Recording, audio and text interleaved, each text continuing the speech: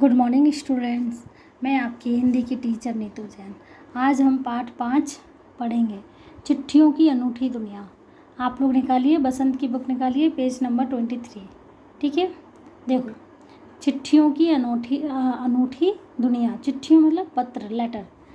पत्रों की दुनिया भी अजीबोगरीब है और उनकी उपयोगिता हमेशा से बनी रही है। पत्र जो काम कर सकते हैं वह संचार का आधुनिकतम साधन नहीं कर सकता। मतलब पत्र जो काम करते हैं ना, वो संचार का आधुनिक साधन, मतलब जो आजकल नए नए साधन चल गए ना, SMS, ईमेल, व्हाट्सएप मैसेज, तो ये सब वो काम नहीं कर सकते। पत्र जैसा संतोष फ़ोन या SMS का संतोष कहाँ दे सकता है। पत्र एक नया सिलसिला शुरू करते हैं और राजनीतिक, साहित्य तथा कला के क्षेत्रों में तमाम विवाद और नई घटनाओं की जड़ भी पत्र ही होते हैं। अब इसमें कह रहे हैं पत्र जैसा संतोष SMS और फ़ोन के संदेश नहीं दे सकते। पत्र क्या होते हैं ना, लेटर आते हैं तो इंसान लेटर को बड़े आराम से पढ़ता है, 1 से 2 बार पढ़ सकता है और उस पत्र को पढ़ के उसे एक सेटिस्फेक्शन मिलता है, जो कि ये जो फ़ोन और SMS के संदेश हैं वो उनसे नहीं मिलता। ठीक है, दुनिया का तमाम साहित्य पत्रों पर केंद्रित है और मानव सभ्यता के विकास में इन पत्रों ने अनूठी भूमिका निभाई है। कि दुनिया का तमाम साहित्य, दुनिया के जितने भी साहित्य हैं, साहित्य जानते हैं ना, जो बुक्स वगैरह लिखी जाती हैं, हिंदी का, इंग्लिश का साहित्य, ये सब अपने धार्मिक साहित्य, राजनैतिक साहित्य, मतलब लेख, ठीक है, वो सब पत्रों पर ही केंद्रित है। कि और मानव सभ्यता के विकास में इन पत्रों ने अनूठी भूमिका निभाई है। पत्रों का भाव सब जगह एक सा है, भले ही उसका नाम अलग अलग हो। पत्रों के भाव एक जैसे ही हैं और उनके नाम अलग अलग हो सकते हैं। जैसे पत्र को उर्दू में खत कहते हैं, संस्कृत में पत्र कहते हैं, कन्नड़ में कागज और तेलुगु में उत्तरम, जाबू और लेख तथा तमिल में कड़िद कहा जाता है। पत्र यादों को सहेज कर रखते हैं, इसमें किसी को कोई संदेह नहीं है। हर एक की अपनी पत्र लेखन कला है और हर एक के पत्रों का अपना दायरा।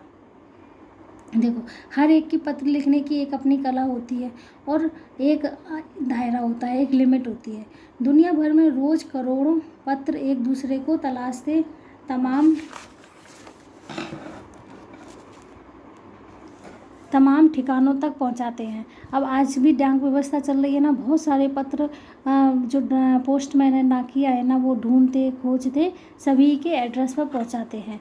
भारत में ही रोज़ 4.5 करोड़ चिट्ठियां डाक में डाली जाती हैं। कितनी डाली जाती हैं, अंडरलाइन करो। भारत में रोज़ 4.5 करोड़ चिट्ठियाँ डाक में डाली जाती हैं, जो साबित करती हैं पत्र कितनी अहमियत रखते हैं। पंडित जवाहरलाल नेहरू ने सन 1953 में सही ही कहा था कि हजारों सालों तक संचार का साधन केवल हरकारे या फिर तेज घोड़े रहे हैं। देखो, पहले क्या था, पत्र कैसे पहुंचाए जाते थे कि एक हरकारे मतलब जो एक आदमी लेके जाता था संदेश, जिसको पहुंचने में महीनों लगते थे, या फिर तेज घोड़े, जो घुड़सवार होते हैं ना, वो पत्र लेके जाते थे। अपन ने देखा होगा, जो अपने पुरानी मूवी वगैरह हैं उसमें एक राजा दूसरे राजा को संदेश भेजते थे ना, तो घुड़सवार लेकर जाते थे। अब उसके बाद पहिए आए, पर रेलवे और तार से भारी बदलाव आया। तार ने रेलों से भी तेज़ गति से संवाद पहुंचाने का सिलसिला शुरू किया। अब टेलीफोन, वायरलेस और आगे रेडार दुनिया बदल रहा है।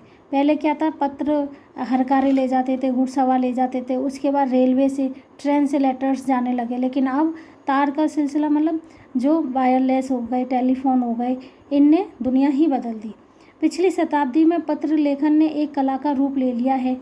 डाक व्यवस्था के सुधार के साथ पत्रों को सही दिशा देने के लिए विशेष प्रयास किए गए। पत्र संस्कृति विकसित करने के लिए स्कूली पाठ्यक्रमों में पत्र लेखन का विषय भी शामिल किया गया। अब देखो, पत्र की संस्कृति विकसित करने के लिए कि पत्र लोग लिखना ना भूल जाएं, पत्र कैसे लिखे जाते हैं, इसलिए स्कूली पाठ्यक्रम, स्कूल के सिलेबस में भी पत्र लेखन का टॉपिक डाल दिया गया। भारत ही नहीं, दुनिया के कई देशों में ये प्रयास चले और विश्व डाक संघ ने अपनी ओर से भी काफ़ी प्रयास किए। विश्व डाक संघ की ओर से 16 वर्ष से कम आयु वर्ग के बच्चों के लिए पत्र लेखन प्रतियोगिताएं आयोजित करने का सिलसिला सन 1972 में शुरू किया गया। क्या था, विश्व डाक संघ की ओर से 16 वर्ष से कम आयु के बच्चों को पत्र लेखन की प्रतियोगिता भी आयोजित की गई। कब की गई? 1972 में।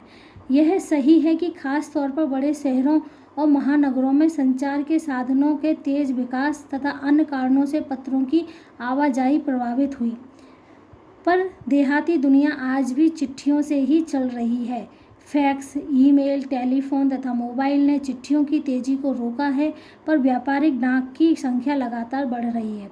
देखो, अब इसमें क्या कह रहे हैं कि खास तौर पर शहरों महानगरों में संचार के साधनों के तेज विकास तथा अन्य कारणों से पत्रों की आवाजाही प्रभावित हुई है।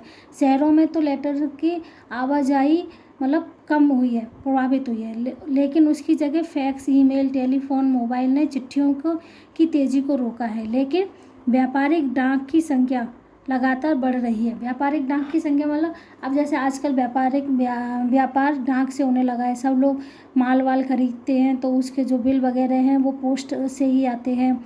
अब आजकल तो ना क्या बोलते हैं, ऑनलाइन शॉपिंग हो गई है, वो भी सब पार्सल से ही आती है। तो ये इसका लगातार संख्या बढ़ी है। ठीक है बेटा, आज हम इतना ही पढ़ेंगे, आगे का कल पढ़ेंगे। मैं इसका वर्क आपको सेंड कर दूँगी। ठीक है बेटा, गुड डे बेटा।